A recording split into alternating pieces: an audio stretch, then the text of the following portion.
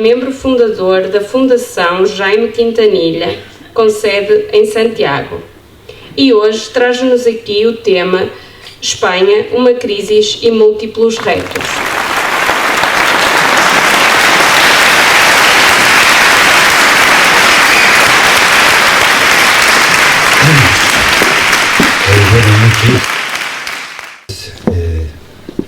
Muchas gracias por su atención, por su invitación a estar hoy aquí presente con ustedes. Y me temo que el tema que voy a desarrollar o intentar desarrollar lo más sucinto y lo más interesantemente posible se aparta un poco de lo que están tratando, que es la educación. Se aparta en cierta medida, porque hablar de la crisis en España, de hablar de los retos complementarios, es hablar también de la crisis de la educación. Yo tenía aquí unos apuntes, una cosa, voy a leer algunas cosas, otras las transmitiré sin ver los apuntes. Realmente la crisis en España, que yo no dejo de ser una humilde persona, pero igual que yo, miles y miles y miles de compatriotas habían llamado, intenta garantizar la situación de alimento de 18 millones de ciudadanas y ciudadanos en situación precaria. Vemos como esta circunstancia está documentada, pero que realmente los responsables económicos de la Unión Europea, los que realmente tienen un peso sustancial a la hora de decir las políticas, tampoco tienen una vocación especial en que esta parte de las capitulaciones previstas para el 2020 sean una realidad.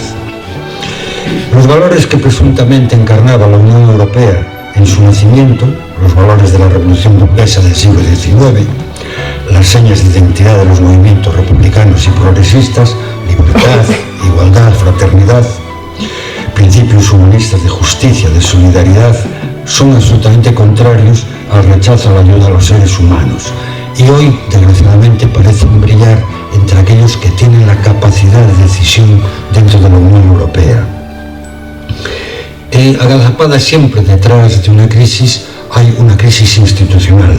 Efectivamente, yo creo que la mayor parte de los países, por no decir todos, de la Unión Europea tendrían que hacer una revisión, y como es político lo digo, y con tristeza, de la devaluación de la capacidad moral, intelectual, de gran parte de los políticos. La talla que los políticos, es exigible en ellos, la talla de los políticos que dieron razón de ser y vida a la Unión Europea, incluso todos aquellos que fueron protagonistas, y no es añoranza ni es nostalgia, es simplemente cualificar, decir, ha habido un deterioro de la calidad de la clase política. Esto es lamentable porque está influyendo en un deterioro de la calidad de los gobiernos que nos administran. Y no estoy hablando exclusivamente de un signo o de otro, porque desgraciadamente afecta a ambos, a cualquier tipo de gobierno que esté pasando últimamente al frente de las administraciones de los países. Realmente este deterioro es preocupante, se refleja en actitudes y en comportamientos donde lo inmediato supera al respeto a la verdad y el respeto a lo que se le debe a las ciudadanas y ciudadanos. Estamos haciendo natural y normal aceptar que un gobierno mienta, que un gobernante nos mienta.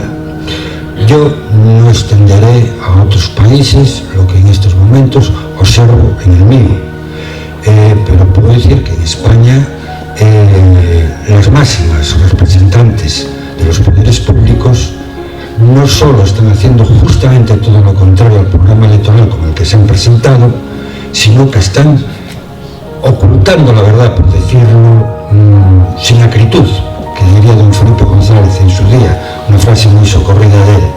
Para decirlo sin acritud, están ocultando la realidad y pervirtiendo los valores de la verdad en aras de los intereses electorales inmediatos o en aras de servir intereses ajenos a los intereses del Estado español.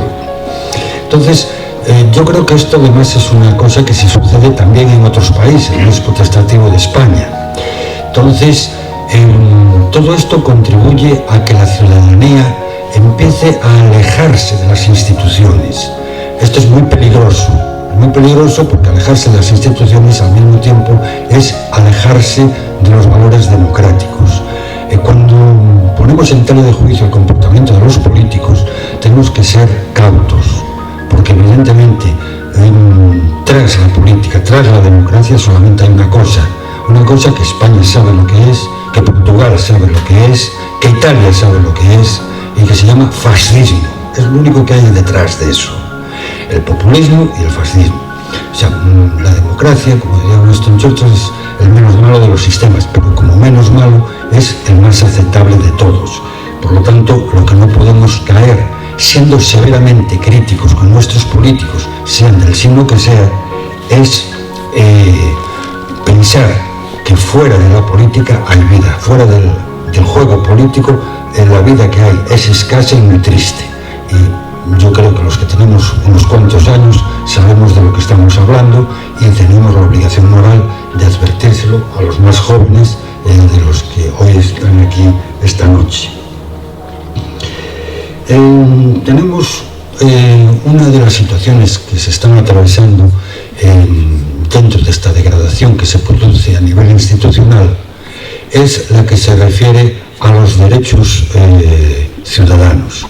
Estamos viendo cómo se producen reformas laborales realmente drásticas, tajantes, sangrantes, que deterioran el poder adquisitivo, deterioran la calidad de vida de los ciudadanos, deterioran algo que es importantísimo y que nuestros países, me refiero a España y a Portugal porque es lo que nos toca más próximo, pero también a Italia, no hablamos ya de Grecia, no hablamos de otras situaciones, es el deterioro de las clases medias de estos países. Se está hundiendo la clase media, que es el colchón social que evita las tensiones entre los poderosos y entre los más pobres de todos los sectores. Estamos viendo además que quienes protagonizan estos casos, y cito por vía de ejemplo, sin el menor ánimo crítico, pero contrastando una realidad.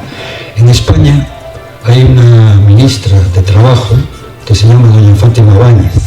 Esta señora, dentro de su maravilloso, brillante currículum, su único trabajo fue ser administrativa del Partido Popular, que es el partido que está gobernando en estos momentos. Es un caso que es muy característico, digamos, dentro de la partitocracia que ha impregnado la democracia que vivimos, que no es potestativo del Partido Popular. Cito este caso porque se ha producido, es el que vivimos. Esta señora, con esos antecedentes laborales, es la que está haciendo la reforma más cruel, por decirlo finamente, más cruel que se está produciendo sobre la clase trabajadora española. Y lo hace además con el desenfado de alguien que no sabe lo que es tener que esforzarse horas y horas a lo largo del día o años y años para mantener un puesto de trabajo y tener de la noche a la mañana que encontrarse con una edad más o menos alta y encontrarse en la calle y sin tener a dónde ir. Y esto se hace con un desenfado y con un sosiego que solo lo da la ignorancia de lo que es el mundo laboral, como le ocurre a esta respetable señora ministra del Gobierno de España. A todo esto, las prestaciones sociales, el desempleo, las pensiones, la asistencia médica, la farmacéutica, la educativa, son recortadas drásticamente, lo cual no hace más que incrementar la pobreza social.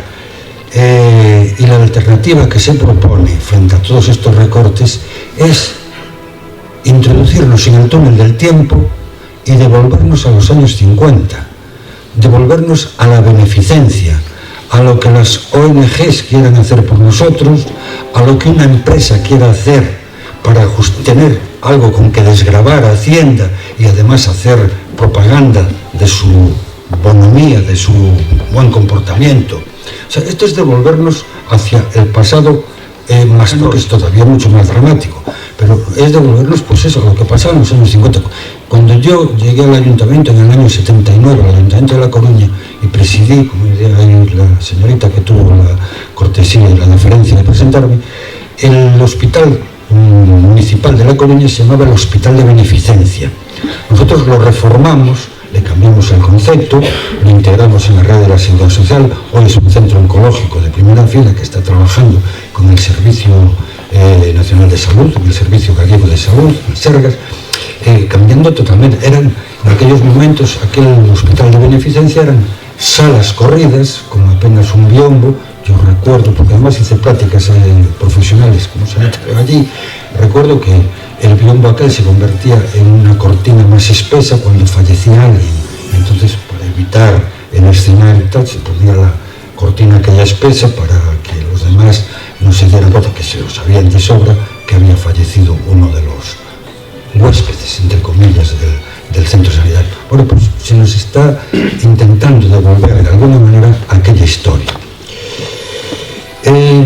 Evidentemente nosotros, como país, o sea, somos fruto de una historia atormentada. O sea, claro, la crisis en España, mire, la unidad nacional que tanto se invoca de España es una unidad que se hizo por vía conyugal, se hizo por vía de invasión, se hizo por vía de violencia, sobre reinos, sobre regalías de zonas territoriales, sobre un mosaico de cosas distintas. O sea, cuando hoy se invoca tanto la unidad nacional, la cosa de, oiga, mire, esto está hecho con 50.000 trocitos que se fueron pegando por diversas vías y que una parte del territorio ibérico se llamó España, en fin, al final, y todo esto fue lo que nació de entonces. O sea, nuestra historia realmente fue una historia cruenta, violenta, con numerosas guerras civiles, con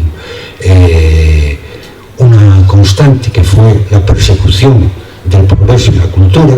O sea, pero no viene de los años 30 y de los años 30, de los años de la posguerra civil, de la última, sino pues, bueno, después de la guerra de la independencia, la guerra contra los franceses, los afrancesados, la gente más culta, la gente constitucionalista tuvo que marcharse del país, pero es que mucho antes los llamados reyes católicos hicieron marchar a los moriscos, hicieron marchar a los judíos, hicieron marchar gente que era industrial, que tenía un conocimiento de la agricultura tremendo, tenía una vocación, formaba parte del tejido que movilizaba la economía del país. Todo aquello se tuvo que marchar.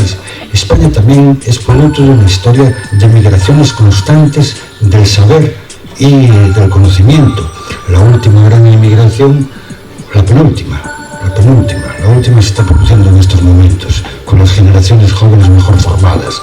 La penúltima es la del año 36 al 39, cuando todos una gran parte de nuestros intelectuales tuvieron que irse, y muchos de ellos encontraron acogida, acogo, como decimos en Galicia, en el México del presidente Lázaro Cárdenas, que, como yo digo muchas veces, no debía haber una sola ciudad española, una sola villa española, una sola aldea española que no tuviera una calle dedicada al presidente Lázaro Cárdenas de México, porque allí se acogieron cientos de miles de españoles. Y también cierto es que México tuvo una inclusión cultural impresionante por aquella inmigración, y es más, una unidad de cardiología ejemplar en el mundo, derivada de médicos españoles que estuvieron allí y que evidentemente sobraban en la España nacional de don Francisco Franco. Lo del don es una manera de hablar cortés, porque estamos entre amigos, pero le sobraba, pues bien, yo supongo que con un claro, informándole debidamente y con la falange asesorándole, pues le llegaba, ¿no? Realmente es dentro de esta vida tortuosa que yo creo que compartimos bastante con Portugal. Tenemos también lo que fue nuestro imperio, o sea, un imperio hecho a golpe de cristazos, a golpe de crucifijo y a golpe de expoliación, llamemos las cosas por su nombre. Es un pecado original que todavía tenemos pendiente de lavar, que también al lado de eso, justo es decirlo, hemos hecho cosas importantes, muchas, cuidado.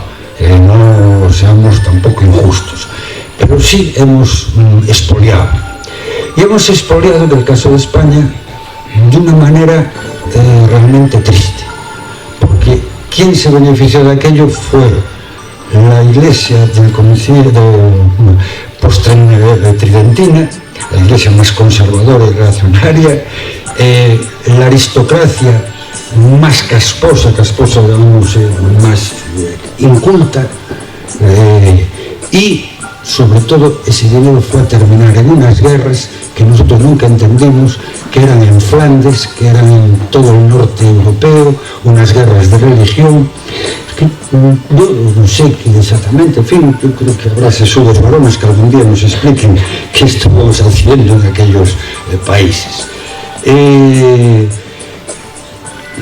La infraestructura en España no se mejoró lo más mínimo, al contrario, se deterioró.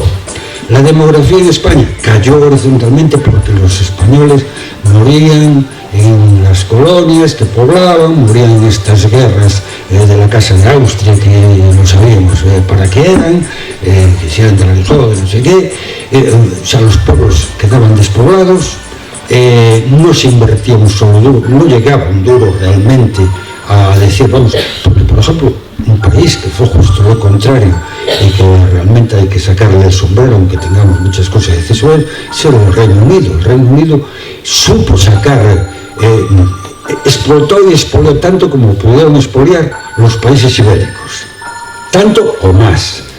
Pero aún hoy tiene una Commonwealth y consigue que en Canadá el jefe del Estado sea la reina de Inglaterra y en Australia la reina de Inglaterra sigue siendo el jefe del Estado. Eso nosotros lo llamamos trileros a los que hacen trampa jugando y no se le nota. Bueno, pues realmente son auténticos trileros. Nosotros hemos sido justo lo contrario, porque hemos marchado a los sitios y además hemos marchado por pies muchas veces. O sea, realmente hemos marchado como de prisa y corriendo. Más, nuestra última... O sea, nosotros aún somos fruto de esa angustia vital que nos quedó en el año 98, cuando en la guerra de Cuba perdimos los últimos jirones del imperio, perdimos la joya de la corona que era Cuba, perdimos no, o sea, se independizó Cuba, cuando Santo Domingo, Puerto Rico, Filipinas, en fin, todo eso fue a parar a la mano de esa democracia generosa que se llama Estados Unidos, que se quedó con todo eso prácticamente, en unos casos como protectores, en otros casos como Estado, como es el caso de Puerto Rico. En fin, a partir de ahí quedan únicamente por decir, miren ustedes, esta crisis la compartimos con muchos otros. Nosotros tenemos, aparte de esto, y con esto voy terminando porque estoy abusando de la paciencia de todos ustedes y ya no es hora, tenemos 2 o 3 o 4 grandes problemas. Uno es la forma de Estado que quedó pendiente en la transición. Evidentemente en la transición se podía hablar de algunas cosas, pero las Fuerzas Armadas no estaban dispuestas a hablar de algo que había impuesto el anterior jefe de Estado, don Francisco Franco, que ya hemos citado, que la monarquía era intocable. Entonces, si queríamos constitución y queríamos libertad, había que aceptar lo que venía en el paquete, que era el señor de Borbón y Borbón.